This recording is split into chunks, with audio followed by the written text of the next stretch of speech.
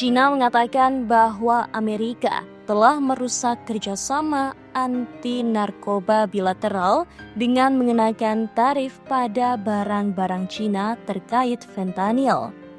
Terkait hal tersebut, China meminta Washington untuk berhenti menggunakan masalah tersebut sebagai alat tawar-menawar untuk memeras negara tersebut.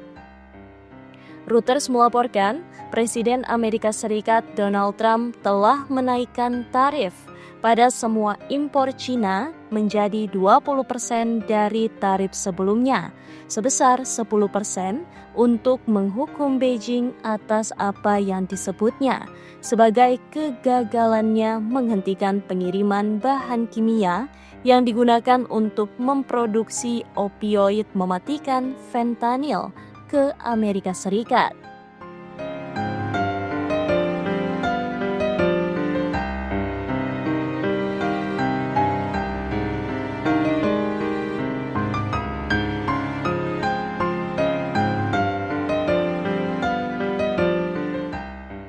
Amerika Serikat dan Tiongkok memulai kembali kerjasama fentanyl dan penegakan hukum lebih dari setahun yang lalu di bawah mantan Presiden Amerika Serikat Joe Biden, membantu memperbaiki hubungan yang telah rusak akibat berbagai masalah, mulai dari perselisihan perdagangan, COVID-19, Taiwan, dan hak asasi manusia.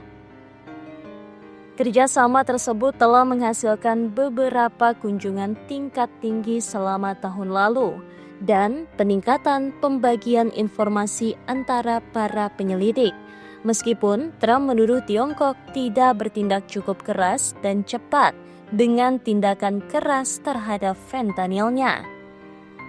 Pejabat Kementerian Luar Negeri Tiongkok mengatakan bahwa Amerika Serikat menggunakan sesuatu yang telah mencapai banyak kemajuan sebagai alasan untuk mengenakan tarif pada Tiongkok.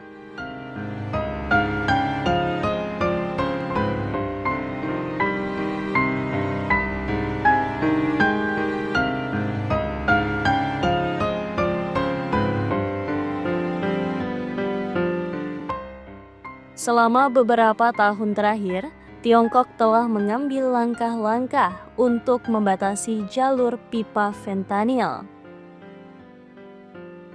Selama pemerintahan Trump pertama pada tahun 2019, Tiongkok menempatkan fentanyl dan analognya di bawah kendali nasional, yang secara efektif mengakhiri ekspor ilegal produk jadi tersebut.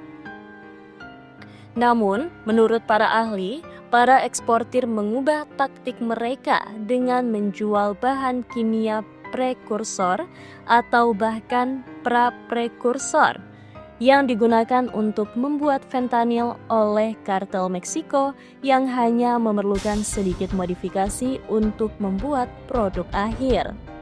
Amerika Serikat, tempat penyalahgunaan fentanyl menjadi penyebab utama kematian, telah mendorong Tiongkok untuk melakukan kerjasama penegakan hukum yang lebih dalam.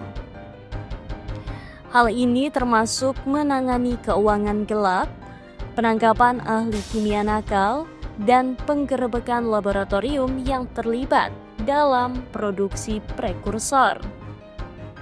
Rangkaian berita Reuters tahun lalu menyusup ke rantai pasokan fentanyl dan mengungkap bagaimana pengedar narkoba membawa bahan-bahan fentanyl buatan Cina ke Amerika Serikat dan Meksiko, lalu mensintesisnya di laboratorium gelap Meksiko.